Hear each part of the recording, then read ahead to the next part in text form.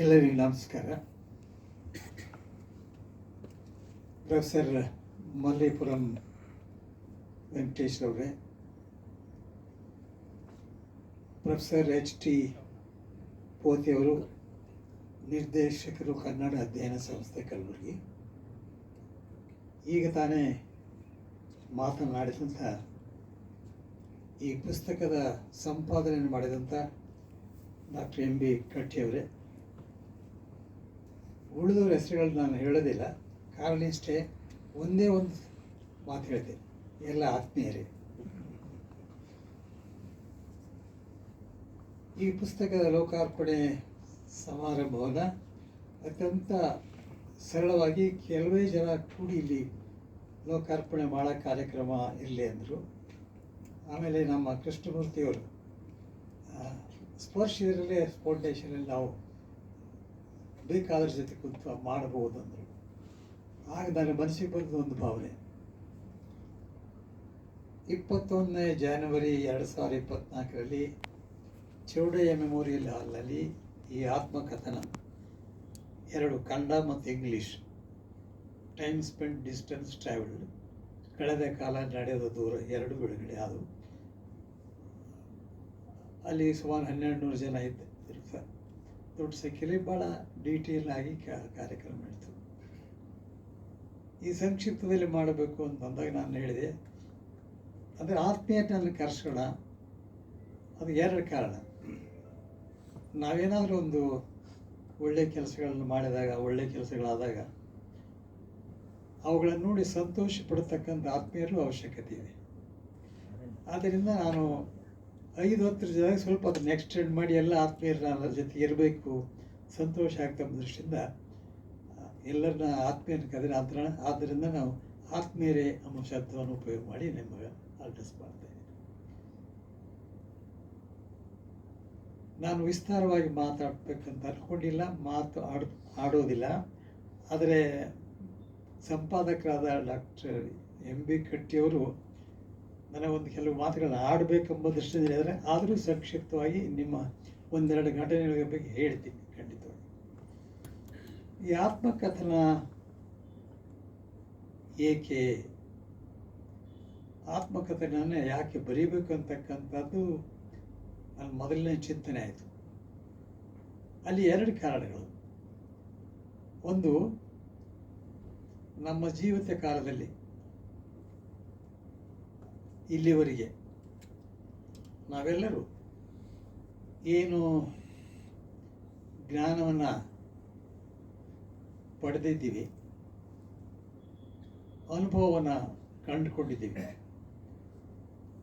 ಪಡೆದ ಜ್ಞಾನ, ಪಟ್ಟ ಅನುಭವ ಅಥವಾ ಸಿಕ್ಕ ಅನುಭವ, ಅವುಗಳು ನಮ್ಮ ತಲೆಯಲ್ಲಿ ಉಳಿದರೆ ಅದೊಂದು ಸ್ಟೋರ್ ರೂಮ್ ಆಗ್ತದೆ. ಗಳಿಸಿದ ಜ್ಞಾನ, ಸಿಕ್ಕ ಅನುಭವ ಅದನ್ನು ಹಂಚಿಕೊಂಡಾಗ ಅದು ಅನೇಕರಿಗೆ ಪ್ರೇರಣೆ ಆಗ್ಬೋದು, ಅಥವಾ ಮಾರ್ಗದರ್ಶನ ಆಗ್ಬೋದು, ಬೆಳಕಾಗಬಹುದು. ಈ 2 ಕಾರಣಕ್ಕಾಗಿ ಆತ್ಮಕಥನವನ್ನು ಬರೆಯೋದು ಯೋಗ್ಯ ಮತ್ತು ಪ್ರಸ್ತುತ ಅಂದ್ಕೊಂಡೆ. ಮುಂದುವರೆದು ಯಾರಿಗಾಗಿ ಬರೀಬೇಕಂತ ಒಂದು ಪ್ರಶ್ನೆ ಬಂತು ನನಗೆ. ಸರ್ವಸಾಮಾನ್ಯವಾಗಿ ಎಲ್ಲರಿಗೂ ಸಮಾಜಕ್ಕಾಗಿ ಬರೆಯೋಣ, ಆದರೆ ವಿಶೇಷವಾಗಿ ನಮ್ಮ ದೇಶದ ಯುವಕರನ್ನ ಮುಂದಿಟ್ಟುಕೊಂಡು ಬರೆಯೋಣ ಅಂದ್ಕೊಂಡಿದ್ದೇನೆ. ಯುವಕರಿಗೆ ಪ್ರೇರಣೆ ಆಗಬೇಕು, ಪ್ರೋತ್ಸಾಹ ಸಿಗಬೇಕು ಅನ್ನೋ ದೃಷ್ಟಿಯಿಂದ. ಆಗ ಒಬ್ಬ ಮಿತ್ರ ಹೇಳಿದರು, ಇದು ಪುಸ್ತಕ, ಈ ಆತ್ಮಕಥನ ಯೂನಿವರ್ಸಿಟಿಗಳಲ್ಲಿ ಪಠ್ಯ ಪುಸ್ತಕ ಆದರೆ ಚೆನ್ನಾಗಿ ಆಗ್ತದೆ ಅಂತ ಒಬ್ಬರು ಹೇಳಿದರು, ನಮ್ಮ MV ರೇವಣಸಿದ್ದೇನವರು. ಬಹುಶಃ ಅದೊಂದು ಭವಿಷ್ಯವಾಣಿ ಆಯಿತು ಅಂತ ಕಾಣ್ತದೆ. ಗುಲ್ಬರ್ಗಾ ವಿಶ್ವವಿದ್ಯಾಲಯದವರು ಅದನ್ನು ಪಠ್ಯ ಪುಸ್ತಕ ಅಂತ ಈ ಕನ್ನಡ ಅಧ್ಯಯನ ಸಂಸ್ಥೆಯವರು, ಶ್ರೀಮಾನ್ HT ಪೋತಿಯವರು, ಡಾಕ್ಟರ್ MB ಕಟ್ಟಿಯವರು, ಪ್ರೊಫೆಸರ್ ಮಲ್ಲೇಪುರಂ ವೆಂಕಟೇಶ್ವರ ಮಾರ್ಗದರ್ಶನದಲ್ಲಿ ಈ ಕೆಲಸ ಮಾಡಿದ್ದಾರೆ. ನಾನು ಮೊದಲನೇದಾಗಿ ಗುಲ್ಬರ್ಗಾ ವಿಶ್ವವಿದ್ಯಾಲಯದವರಿಗೆ, ಸಂಬಂಧಪಟ್ಟವರಿಗೆಲ್ಲ ಅತ್ಯಂತ ಮನಸ್ಸಿನಿಂದ ಕೃತಜ್ಞತೆಗಳನ್ನು ಸಲ್ಲಿಸ್ತೀನಿ. ಭಾಳ ಒಳ್ಳೆಯ ಕೆಲಸ ಮಾಡಿದ್ದೀರಿ, ನನಗೆ ಭಾಳ ನನಗೆ ಸಂತಸ ತಂದೆ. ನಾನು ಯಾರಿಗೆ ಮುಟ್ಬೇಕಂತ ಕೊಡ್ತಿದ್ದೆ ಆ ಕೆಲಸನ ಈ ಪಠ್ಯ ಪುಸ್ತಕದ ಮುಖಾಂತರ ವಿದ್ಯಾರ್ಥಿಗಳಿಗೆ ಮುಟ್ಸೋದೆಲ್ಲ ಅನ್ನೋ ಸಂತೋಷವಾಗಿದೆ. ಆಗ ಇನ್ನೊಂದು ವಿಷಯ ಹೇಳ್ಬೇಕು ನನಗೆ. ಈಗ ನನಗೆ 5 ಆನರರಿ ಡಾಕ್ಟರೇಟ್ಗಳು ಬಂದಿವೆ. ಅದನ್ನು ನನಗೆ ಇಷ್ಟು ಬಂದಿವೆ ಅಂತ ಹೇಳೋದು ಅರ್ಥ ಅಲ್ಲ, ಅದಕ್ಕೊಂದು ಸಂದರ್ಭ ಇದೆ. ಅದರಲ್ಲಿ ಕೂಡ ಮೊದಲನೇ ಡಾಕ್ಟರೇಟ್ ಕೊಟ್ಟದ್ದು ಗುಲ್ಬರ್ಗ ಯೂನಿವರ್ಸಿಟಿ. 2004 ಗುಲ್ಬರ್ಗ ಯೂನಿವರ್ಸಿಟಿದು ಮೊದಲನೇ ಡಾಕ್ಟರೇಟ್ ಬಂದದ್ದು. ಈ ಪಠ್ಯಪುಸ್ತಕ ಈಗ ಆದದ್ದು ಈ ಕೃತಿದು ಅದನ್ನು ಗುಲ್ಬರ್ಗ ಯೂನಿವರ್ಸಿಟಿಯಿಂದ ಮೊದಲು ಮಾಡಿದ್ದೆ. ಅದರ 2 ಫಸ್ಟ್ಗಳನ್ನು ನೀವು ಮಾಡಿದ್ದೀರಿ. ಆಮೇಲೆ ಈ ಪುಸ್ತಕಗಳು ದೊಡ್ಡವಿದ್ದಾಗ ಇದು ನಮ್ಮೆಲ್ಲರ ಅನುಭವ. ಇದು ಈ ಕಾಲದಲ್ಲಿ ದೊಡ್ಡ ಪುಸ್ತಕಗಳನ್ನ ಓದೋಕ್ಕೆ ಸಮಯನೂ ಇಲ್ಲ, ಆಸಕ್ತಿಯೂ ಇಲ್ಲ. ಆದ್ದರಿಂದ ದೊಡ್ಡ ಪುಸ್ತಕಗಳು ಬೇಕು. ಈಗ ಪ್ರೊಫೆಸರ್ ಮಲ್ಲೇಪುರ ವೆಂಕಟೇಶ್ ಅವರು ಸುಮಾರು 20,000 ಪುಟಗಳ ಸಾಹಿತ್ಯ ರಚನೆ ಮಾಡಿದ್ದಾರೆ. ನಾನು ಕೇಳಿದ್ದೆ, ದೊಡ್ಡ ಕ್ಲಾಸಿಕ್ ವರ್ಕ್ಸ್ ಮಾಡಿದ್ದಾರೆ. ಅದು ಓದ್ತಕ್ಕಂಥ ಒಂದು ಕ್ಲಾಸ್ ಅದು ಬೇಕು ನಮಗೆ. ಆದರೆ ಜನಸಾಮಾನ್ಯರಿಗೆ ಸಾಮಾನ್ಯವಾಗಿ ಓದ್ಬೇಕಾದ್ರೆ ದೊಡ್ಡ ಪುಸ್ತಕಗಳನ್ನು ಓದೋಕ್ಕಾಗೋದಿಲ್ಲ, ಸಮಯ ಇಲ್ಲ, ಇದೆಲ್ಲ ಯಾಂತ್ರಿಕವಾದಾಗಲಿ. ಆದ್ದರಿಂದ ಈ ಸಣ್ಣ ಕೃತಿಗಳು, ಸಣ್ಣ ಪುಸ್ತಕಗಳು ತರೋದು ಭಾಳ ಒಳ್ಳೆಯದು. ಇದಕ್ಕೆ ಪಠ್ಯ ಪುಸ್ತಕ ಅಂತ ನೀವು ಮಾಡಿದ ವಿದ್ಯಾರ್ಥಿಗಳಿಗೆ ಮಾಡಿದರೂ ಕೂಡ ಇದರಿಂದ ಏನು ಒಂದು ಒಳ್ಳೆಯ ಕೆಲಸ ಆಗಿದೆ ಅಂದರೆ, ಜನಸಾಮಾನ್ಯರಿಗೆ ಕಡಿಮೆ ಬೆಲೆಯಲ್ಲಿ ಸಮಯ ಉಳಿತಾಯ ದೃಷ್ಟಿಯಿಂದ ಆ ಪುಸ್ತಕ ಆಗ್ತದೆ. ಸಣ್ಣ ಪುಸ್ತಕ ನೋಡಿದ ತಕ್ಷಣ ಓದ್ಬೇಕು ಅನಿಸ್ತದೆ. ದೊಡ್ಡ ಪುಸ್ತಕ ಇದ್ದರೆ ಮತ್ತು ಆಮೇಲೆ ನೋಡೋಣ ಅನಿಸ್ತದೆ. ಈಗ ನಮ್ಮದು ನ್ಯಾಯಾಂಗದ ಅನುಭವನೂ ಒಂದು ಮಾತು ಹೇಳ್ತೀನಿ, ಫೈಲ್ ಬಹಳ ದೊಡ್ಡದಿದ್ರೆ ಮತ್ತೆ ಮುಂದಿನ ವಾರ ನೋಡೋಣ, ಸಣ್ಣಿಂದ ಈಗಲೇ ಮಾಡಿಬಿಡೋಣ, ಇದು ಸ್ವಲ್ಪ ಟೆಂಡೆನ್ಸಿ. ಆದ್ದರಿಂದ ಈಗ ಈ ಚಿಕ್ಕ ಪುಸ್ತಕ, ಪಠ್ಯ ಪುಸ್ತಕ ಆದರೆ ವಿದ್ಯಾರ್ಥಿಗಳಿಗೆ ಅಷ್ಟೇ ಅಲ್ಲ, ಯುವಕರಿಗೆ ಅಷ್ಟೇ ಅಲ್ಲ, ಸಾಮಾನ್ಯ ಮನುಷ್ಯರಿಗೆ ಕೂಡ ಅವರಿಗೆ ಎಟುಕುವ ಕಡಿಮೆ ಬೆಲೆಯಲ್ಲಿ ಚಿಕ್ಕ ಪುಸ್ತಕ ಸಿಗ್ತಿಲ್ಲ. ಇದು ವಿದ್ಯಾರ್ಥಿಗಳಿಗೆ ಅಲ್ಲದೆ ನೀವು ಸಮಾಜಕ್ಕೂ ಒಂದು ಒಳ್ಳೆಯ ಉಪಕಾರ ಮಾಡಿದ್ದೀರಿ ಪೋತಿಯವರೇ. ಇದು ಭಾಳ ದೊಡ್ಡ ಕೆಲಸ. ನನ್ನ ದೃಷ್ಟಿಯಿಂದ ಅದು ಭಾಳ ಉಪಯೋಗ ಆಗ್ತಾ ಅಂದ್ಕೊಂಡಿದ್ದೀನಿ.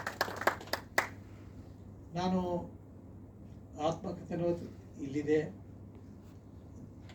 ಆದರೆ ಒಂದೇ 2 ಮಾತುಗಳನ್ನ ಹೇಳ್ತೀನಿ, ಹೆಚ್ಚಿಗೆ ಮಾತಾಡೋದು ಬೇಡ. ವಿದ್ಯಾರ್ಥಿ ಜೀವನದಲ್ಲಿ ವಿದ್ಯಾರ್ಥಿಗಳಿಗೆ ಪಠ್ಯಪುಸ್ತಕ ಆಗಿರೋದ್ರಿಂದ ಡಾಕ್ಟರ್ MB ಕಟ್ಟಿಯವರು ಸಂಪಾದಕರು ಹೇಳಿದಂತೆ ಎಲ್ಲರಿಗೂ ಈ ಪುಸ್ತಕದಲ್ಲಿ ಏನಾದರೂ ನೋಡ್ಲಿಕ್ಕೆ ಸಿಗ್ತದೆ. ಆದರೆ ವಿದ್ಯಾರ್ಥಿಗಳನ್ನು ಕುರಿತು ನನಗೆ ಸಂಬಂಧಪಟ್ಟಂಥ ವಿಷಯಗಳನ್ನು ಇಲ್ಲಿ ಪ್ರಸ್ತಾಪ ಮಾಡ್ತೀನಿ. ಅದರಲ್ಲಿ ವಿಶೇಷವಾಗಿ ಗ್ರಾಮಾಂತರ ಪ್ರದೇಶದಿಂದ ಬಂದಂಥ ವಿದ್ಯಾರ್ಥಿಗಳು ಮತ್ತು ಬಡತನದಲ್ಲಿದ್ದ ಬಂದಂಥ ವಿದ್ಯಾರ್ಥಿಗಳು. ಗ್ರಾಮಾಂತರ ಪ್ರದೇಶ ಮತ್ತು ಬಡತನ ಇವೆರಡೂ ವಿಷಯ ಇದ್ದಾಗ ಅಂಥ ಪರಿಸ್ಥಿತಿಯಲ್ಲೂ ಕೂಡ ವಿದ್ಯಾರ್ಥಿಗಳು ಪರಿಶ್ರಮ, ಪ್ರಾಮಾಣಿಕತೆ, ವಿನಯ, ಶ್ರದ್ಧೆ, ಶಿಸ್ತು ಮತ್ತು ಸಮಯದ ಪ್ರಜ್ಞೆ ಇವನ್ನಿಟ್ಟುಕೊಂಡ್ರೆ ಬಡತನ ಮತ್ತು ಗ್ರಾಮಾಂತರ ಪ್ರದೇಶ ಅಡ್ಡ ಬರೋದಿಲ್ಲ. ಅದಕ್ಕೇನಾದರೂ ಬಲವಾದ ಸಾಕ್ಷಿ ಬೇಕಾದರೆ ನಾನೇ ಸಾಕ್ಷಿ. ಇದು ನನಗೆ ಸಾಧ್ಯ ಆದರೆ ಇನ್ನೊಬ್ರಿಗೆ ಯಾಕೆ ಸಾಧ್ಯ ಆಗೋದಿಲ್ಲ? ನನ್ನ ಕಷ್ಟಗಳನ್ನೆಲ್ಲ ಅಲ್ಲಿ ಬರೆದಿದ್ದೀನಿ. ನಮಗೆ ಸಾಮಾನ್ಯವಾಗಿ ಏನಾದರೂ ಒಂದು ಸಾಧನೆ ಮಾಡುವಾಗ ಅಡೆತಡೆಗಳು ಬರ್ತವೆ. ಬರ್ತಕ್ಕಂಥ ಅಡ್ಡಬಂಡೆಗಳನ್ನು ಸೋಪಾನಗಳನ್ನಾಗಿ ಮಾಡ್ಬೋದು. Adversity can be converted into advantage. ಆ ಥರ ಮಾಡ್ಕೊಂಡು ಬರ್ತದೆ. ನಾನು ವಿದ್ಯಾರ್ಥಿ ಜೀವನದಲ್ಲಿ ಯಾವ ರೀತಿಯಾಗಿ ನಾನು ವಿದ್ಯಾಭ್ಯಾಸ ಮಾಡಿದೆ, ಮುಂದೇನಾಯಿತು ಬರೆದಿದ್ದೀನಿ. ಆದ್ದರಿಂದ ಈ ಚಾಪ್ಟರ್ಗಳೇನಿವೆ ಪಠ್ಯಪುಸ್ತಕದಲ್ಲಿ ನೀವು ರೂಪದಲ್ಲಿ ತಂದಿದ್ದಿಲ್ಲ ಕಟ್ಟಿಯವರೇ, ಅದು ಭಾಳ ಒಳ್ಳೆಯ ಕೆಲಸ ಆಗ್ತದೆ. ವಿದ್ಯಾರ್ಥಿಗಳಿಗೆ ಸಂಬಂಧಪಟ್ಟ ವಿಷಯನ ನೀವು ಕೇಂದ್ರೀಕೃತವಾಗಿ ಮಾಡಿದ್ದೀರಿ, ಅದು ಭಾಳ ಒಳ್ಳೆಯ ಕೆಲಸ ಅಂದ್ಕೊಂಡಿದ್ದೀನಿ.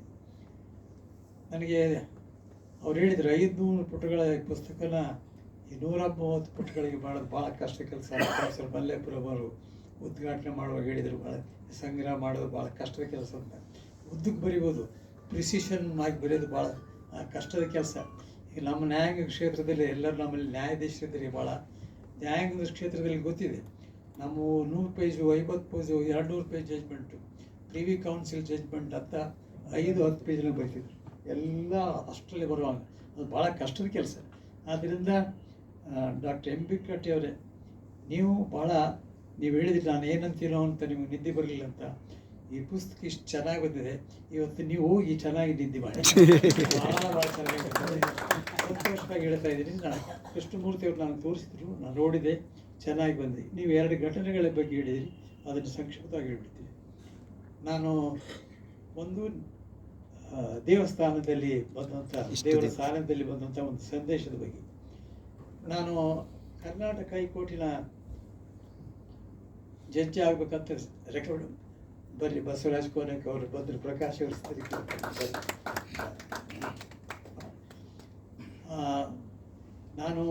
ನಾನು ಹೈಕೋರ್ಟ್ ನ್ಯಾಯಮೂರ್ತಿ ಆಗಬೇಕು ಅಂತ ಶಿಫಾರಸು ಮಾಡಿದ ಮೇಲೆ ಯಾವುದೇ ಕಾರಣಕ್ಕಾಗಿ ನನ್ನ ಜೊತೆಗೆ ಇನ್ನೂ 6-8 ಜನ ಇದ್ದರು. 8 ತಿಂಗಳು ಲೇಟ್ ಆಯಿತು. ನಾನು ಗುಲ್ಬರ್ಗ ಶರಣಬಸವೇಶ್ವರ ಜಾತ್ರೆಗೆ ಪ್ರತಿ ವರ್ಷ ಹೋಗ್ತಕ್ಕಂಥದ್ದು.